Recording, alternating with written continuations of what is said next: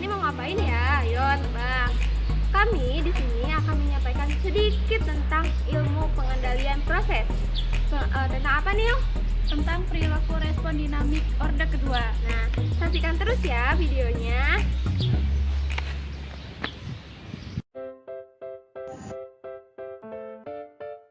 Di sini kami akan menjelaskan tentang dynamic behavior of second order system, atau bisa diterjemahkan dengan perilaku dinamik sistem order kedua.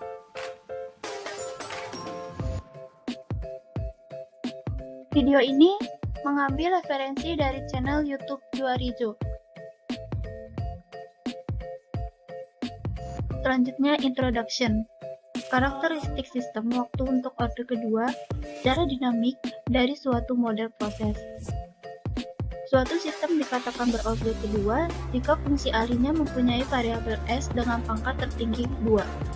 Respon dinamik dari suatu model proses orde 2. Lalu di sini ada 3 jenis proses orde 2. Yang pertama, proses multikapasitas. Proses yang terdiri dari 2 atau lebih kapasitas secara berseri. Contoh, 2 stirred tank heater berurutan. Yang kedua, proses orde 2 inherent. Proses mekanika fluida atau padatannya memiliki kelembaban dan dikenakan pada beberapa percepatan. Contoh, valve pneumatik.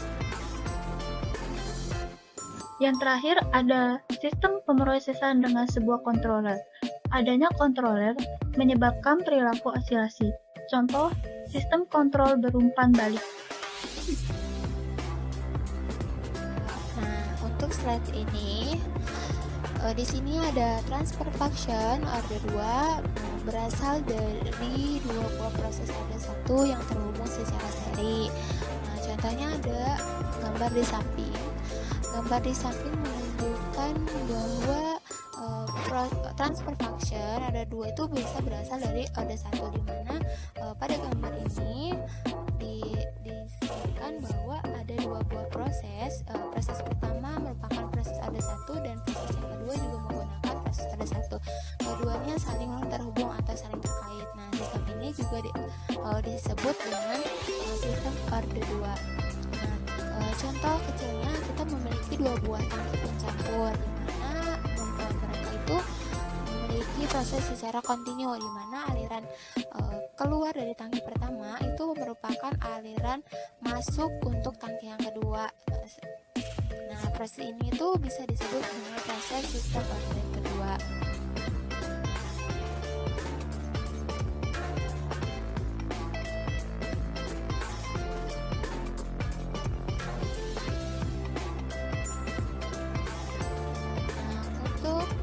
Slide selanjutnya, di sini ada persamaan transfer function untuk sistem orde 2. Terdapat sebuah persamaan di mana GS sama dengan YS per US sama dengan K1 kalikan K2 per tol 1S plus 1 kalikan tol 2S plus 1. Jadi K per tol 1S plus 1 tol 2S plus 1.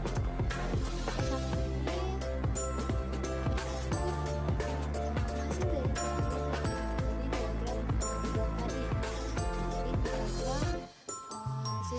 kedua sistem orde 1 yang saling berhubungan.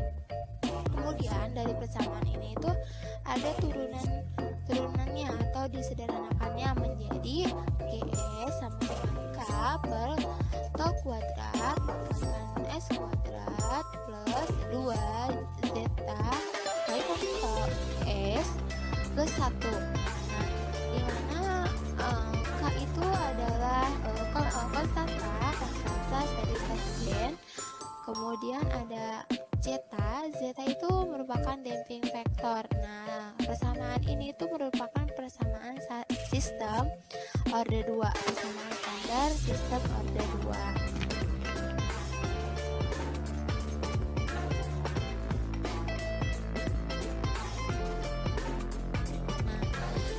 Pada slide ini ada damping factor. Nah, apa sih damping factor itu? Damping factor atau damping coefficient itu menunjukkan derajat kecerahan osilasi pada respon proses setelah terjadi perubahan input. Jadi damping faktor itu berhubungan dengan osilasi. Namun damping faktor berhubungan di sini itu mereka itu berlawanan, seperti nilai zeta yang kecil menunjukkan osilasi yang besar. Nah, nilai osilasi yang besar berarti kebalikannya, nilai zetanya yang kecil. Nah, nilai zeta ini bisa disebut dengan nilai redaman ya. Jadi jika nilai redamannya kecil berarti osilasinya besar, sedangkan jika osilasinya kecil maka nilai zetanya besar. Nah, kemudian ada ketika zetanya sama dengan 0 atau nilai redamannya sama dengan 0, osilasinya maksimal atau disebut sebagai natural frekuensi dengan muncul persamaan omega n yang sama dengan 1 faktor. Nah, sedangkan untuk nilai zeta atau redaman yang kurang dari 0 itu sistemnya tidak stabil.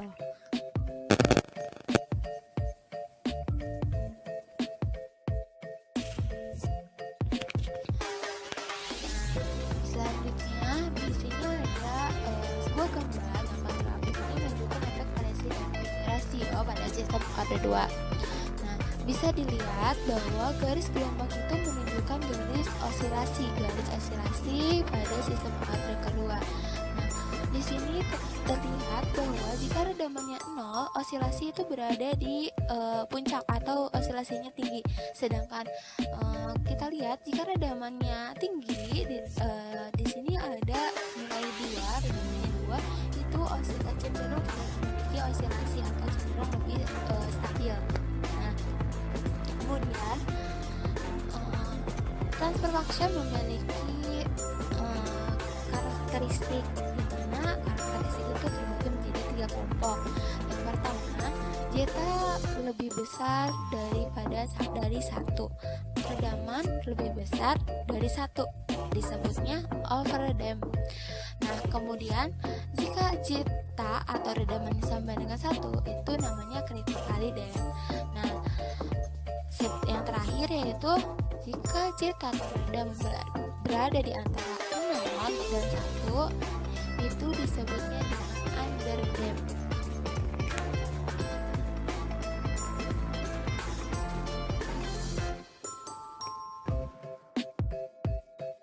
Nah, di sini terjadi beberapa perubahan input, diantaranya ada step input, range input, impulse, jenis beda, dan lain sebagainya.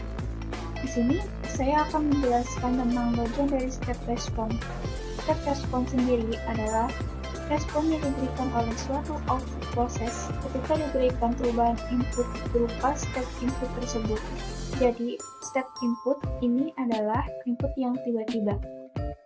Jadi di sini step input yang berarti US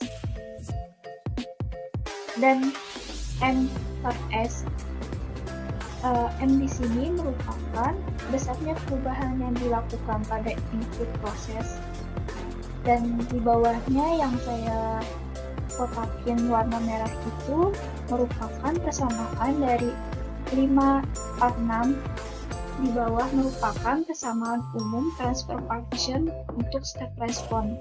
Persamaan ini masih dari inverse supaya diperoleh persamaan Y dengan fungsi waktu. Di bawah sini ada beberapa jenis bagian yang yaitu overdamp, critical damp, underdamp. Jadi masing-masing karakteristik tersebut persamaannya berbeda. Overdamp zetanya lebih dari 1, critical damp zetanya sama dengan 1, underdamp zetanya di antara 0 dan 1. Pada bagian ini, saya akan menjelaskan bentuk karakteristik dari responnya untuk sistem order 2. Dan setidaknya, kalian bisa tahu bagaimana persamaan-persamaan yang bisa menghubungkan antara output proses dengan waktu pada suatu sistem order 2. Di sini, perlu diketahui juga bagaimana sih respon dari output itu atau kecenderungannya bagaimana pada sistem orde 2 pada perubahan input. Kemudian, di gambar 3 ada dua gambar. Yang pertama gambar A dan gambar B. Dua gambar ini menunjukkan respon output proses yang diberikan step change atau perubahan yang tiba-tiba. Untuk gambar yang A, ini merupakan underdamped, di mana zetanya di antara 0 sampai 1. Grafik berbentuk gelombang tersebut dengan angka 0,4, 0,6, dan 0,8. Pada grafik gelombang di atas, yang merupakan grafik 0,4, merupakan prosesnya yang tidak stabil. Jadi, kondisi steady state akan memakan waktu yang lama. Berbeda dengan nilai zetanya yang 0,8, dia cenderung lebih cepat dan tidak banyak gelombang atau osilasi. Jadi, garis gelombang di gambar A ini bisa dikurangi dengan adanya damping factor tersebut. Jadi, nilai damping factor 0,8 di bawah bisa mencapai kondisi steady state yang baru. Dan gambar yang B, critical damp, di mana zetanya sama dengan 1. Grafiknya jauh lebih stabil dan tidak melewati osilasi terlebih dahulu, jadi bisa mencapai steady state yang baru. Bisa dilihat dari keterangan di bawah yang merupakan A. Respon menunjukkan derajat osilasi dan overshoot yang lebih tinggi ketika zeta mendekati 0. Yang B. Nilai zeta yang besar menghasilkan respon yang lambat. Yang C. Respon tepat diperoleh ketika zeta sama dengan 1. Jadi, sudah terlihat ya, di mana gambar yang A merupakan nilai zeta yang besar menghasilkan respon yang lambat karena derajat osilasi dan overshoot yang lebih tinggi. Terus gambar yang B, responnya tercepat karena zetanya sama dengan 1. Nah, selanjutnya di sini terdapat sebuah gambar. Gambar ini menunjukkan karakteristik respon pada proses underdamped. Karakteristik step respon ini mempunyai beberapa istilah untuk mendeskripsikan karakteristik underdamped seperti apa. Adapun beberapa istilahnya yaitu terdapat yang pertama rise time atau TR. TR itu apa sih? TR itu waktu yang diperlukan oleh output proses untuk mencapai kondisi steady state yang baru, di mana bisa kita lihat bahwa kondisi state yang baru itu berada di titik ini berasal dari nilai awal atau misalkan nilai 0 untuk mencapai steady state yang baru misalkan y. Tapi di sini kondisi steady state di sini bukan menjadi kondisi yang konstan, bukan menjadi kondisi yang steady, namun bisa menjadi atau bisa membentuk osilasi-osilasi yang baru dalam waktu yang lama atau dalam waktu yang konstan. Nah, yang kedua, pada time to first speed atau TP. TP di sini itu adalah waktu yang diperlukan oleh output proses untuk mencapai nilai maksimum yang pertama. Jadi, sederhananya, TP itu merupakan waktu yang diperlukan untuk mencapai puncak waktu, misalkan dari 0 sampai mencapai titik puncak itu. Nah, itu disebut dengan TP. Kemudian ada setting time. Nah, bisa dilihat posisi settling time. Nah, settling time itu menunjukkan bahwa dia memiliki nilai deviasi sebesar kurang lebih 5%. Nah, 5% bisa teman-teman lihat bahwa titik TS itu menunjukkan di lembah. Nah, lembah ini merupakan lembah osilasi. Jadi, settling time itu waktu yang diperlukan untuk mencapai standar deviasi yang memiliki nilai kurang lebih 5%. Nah, kemudian ada overshoot atau bisa dikatakan dengan OE sama dengan A per B. Nah, bisa dilihat A per B atau A berbanding dengan B, di mana A ini merupakan kondisi steady state yang baru, sedangkan B ini kondisi steady state awal. Jadi kondisi steady state yang baru berbanding dengan kondisi steady state yang awal, atau kondisi steady state yang baru dibagi dengan kondisi steady state yang awal. Nah, kemudian ada decay rasio aggregate, itu dinotasikan dengan DR sama dengan C berbanding dengan A, di mana C ini merupakan tinggi puncak kedua. Nah, sederhananya seperti ini. Jadi decay rasio itu setengah dari A. Jadi C itu merupakan setengah dari A, atau puncak kedua dari A. Ada periode oscilasi waktu antara dua puncak atau lembar respon. Nah, teman-teman bisa dilihat kan, di situ ada dua puncak, dan dua puncak itu adalah A dan C. Jarak dari A dan C itu merupakan variabel. Selain itu, karakteristik step response pada fase ini dapat dihitung setiap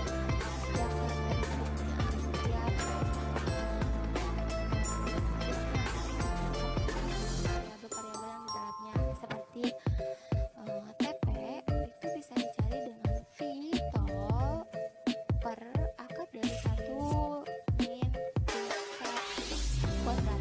Sedangkan untuk OS atau overshoot bisa dicari dengan eksponen negatif 2 V tol akar dari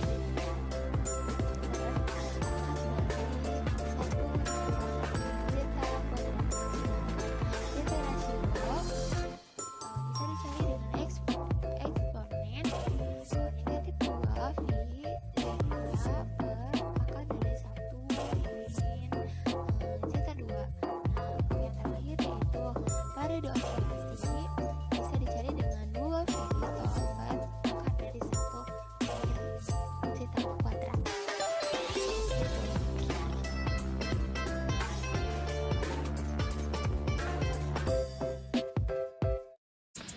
Nah, jadi itu ya teman-teman, sedikit ilmu tentang mata kuliah pengendalian proses. Semoga bermanfaat ya. Mohon maaf apabila banyak kesalahan dan kekurangan. Sekian dari kami.